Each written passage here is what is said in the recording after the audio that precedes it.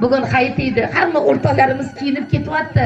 Dodasinikiga ketyapti, buvsinikiga ketyapti. Biz ham o'tbetga boraylik deganda endi u qiz yig'lab yuboryapti. Bolam, agar doding bo'lganda-chi seni ertalab azonda o'zimiz borardik. Bujoning bo'lganda ham ertalab borardik.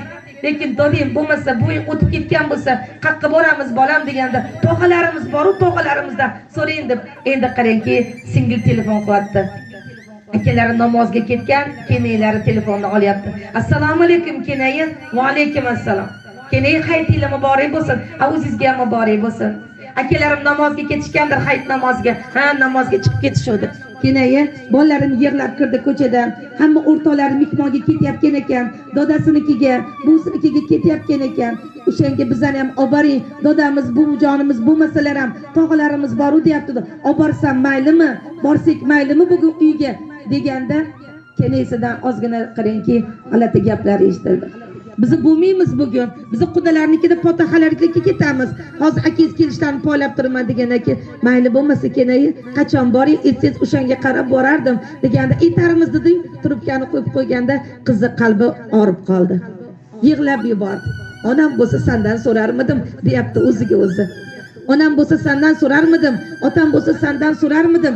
Azonda borgan bo'lardim deb turib yig'lab yuborganda eshigi taqillab qoldi.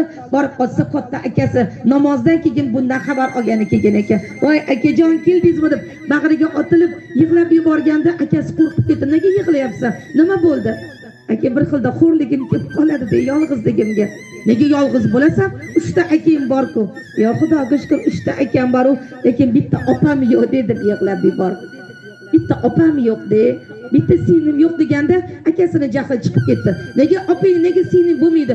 3 ta keling, biri senga opa, biri senga singil deganda, to'g'ri, 3 ta keling opam, lekin baribir o'zimni opam bo'lgan deydi deb qarangki, qalbi mag'zum bo'lib yig'lab yubordi. Bormaysanmi uyga? Bugun hamma uyda-ku deganda aytmadi, gap ko'paytirmadi.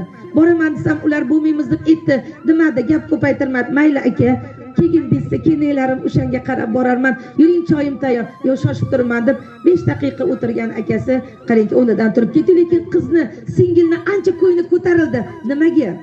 Chunki otasi kirib kelganda, onasi go'yoki kirib kelganda, uni ancha ruhlari ko'tarildi, azizalar. Bir yigit masjiddan chiqib kelyapti, ko'ziga Azroil ko'rindi. Azroil, menga qarayapsiz a? Ha, sizga qarayapman. Umringiz qisqa qoldi, 4 kundan keyin huzuringizga kelaman, ogoh bo'ling dedi. Azroil ko'zdan g'oyib bo'ldi.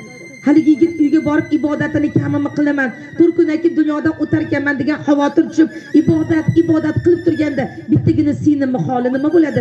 Singlimdan xabar olmasdan ketaman deb ibodatini to'xtatib, singlisini ko'rgani ketdi. Juda uzoqda turar ekan.